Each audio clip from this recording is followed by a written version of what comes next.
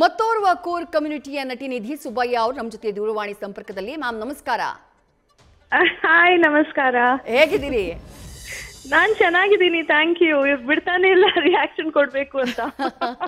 ರಶ್ಮಿಕಾ ಮಂದಣ್ಣ ಅವರ ಸ್ಟೇಟ್ಮೆಂಟ್ ನಿಮ್ಮ ಗಮನಕ್ಕೆ ಬಂದಿದೆ ಅಂತ ಭಾವಿಸ್ತೀನಿ. ನಾನೇ ಫಸ್ಟ್ ಆ ಕಮ್ಯುನಿಟಿಯಿಂದ ಆಕ್ಟ್ರೆಸ್ ಆಗಿದ್ದು ಅಂತ ಹೇಳ್ಕೊಂಡಿದ್ದಾರೆ. ಏನ್ ಹೇಳ್ತೀರಿ ಈ ಸ್ಟೇಟ್ಮೆಂಟ್ಗೆ ಅಂತ ಹೇಳಿ?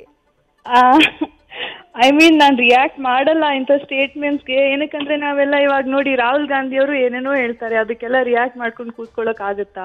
ಇಲ್ವಲ್ಲ, it's just a joke. So ಅದನ್ನ ಒಂದು ಜೋಕ್ ಆಗಿ ತಗೊಂಡ್ ಬಿಟ್ಬಿಡ್ಬೇಕು ಮ್ಯಾಮ್ ಅಷ್ಟೇ.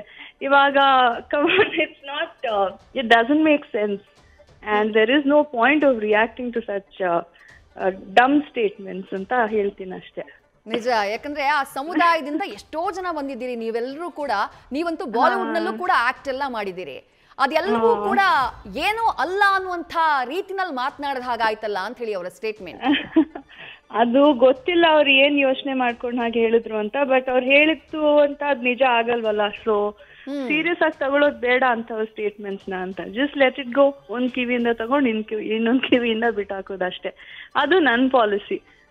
But Prema ma'am is a legend. She is someone I love and respect. ನಾನು ತುಂಬಾ ದೊಡ್ಡ ಫ್ಯಾನ್ ಅವ್ರದ್ದು. ಸೊ ನಾನು ಅಷ್ಟೇ ಎಲ್ಲ ಇಂಟರ್ವ್ಯೂಸ್ ಇತ್ತೀಚೆಗೆ UI ಅಂತ ನಮ್ಮ ಮೂವಿ ರಿಲೀಸ್ ಆದಾಗ ರೀಶ್ಮಾ ನಾಣ್ಯ ಮತ್ತೆ ನಾನು ಇಬ್ರು ಕೊಡಗಿನಿಂದ ಬಂದಿರೋರು.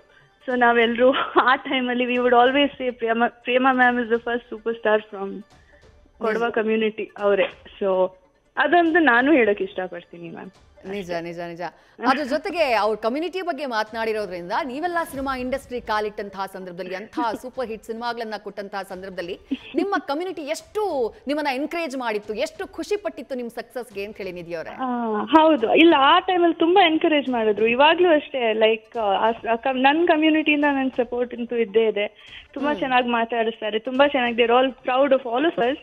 ಅಂಡ್ ನಾನು ಫಸ್ಟ್ ಅಂತ ಹೇಳಕ್ ಇಷ್ಟಪಡಲ್ಲ. ನನ್ಗಿಂತ ಮುಂಚೆ ತುಂಬಾ ಲೆಜೆಂಡ್ಸ್ ಇದ್ದಾರೆ. ಲೈಕ್ ಐ ಸೆಡ್, ನಾನ್ ಲಾಸ್ಟ್ ಅಂತಾನು ಹೇಳಕ್ ಇಷ್ಟಪಡಲ್ಲ. ಏನಕ್ಕಂದ್ರೆ ನಮ್ ಕೊಡವ ಕಮ್ಯುನಿಟಿಯಿಂದ ತುಂಬಾ ಒಳ್ಳೆ ಒಳ್ಳೆ ಹೆಣ್ಮಕ್ಳು, ಎಷ್ಟು ಪ್ರಿಟಿಯಾಗಿರೋ ಹುಡುಗಿರು, ಎಷ್ಟು ಪ್ರಿಟಿಯಾಗಿರೋ ಹುಡುಗರು, ತುಂಬಾ ಆಕ್ಟರ್ಸ್ ಇದ್ದಾರೆ ಮ್ಯಾಮ್. ಅಂಡ್ ಐ ಹೋಪ್ ಇನ್ನೂ ಬರ್ತಾನೆ ಇರ್ತಾರೆ ನಮ್ ಕಮ್ಯುನಿಟಿಯಿಂದ.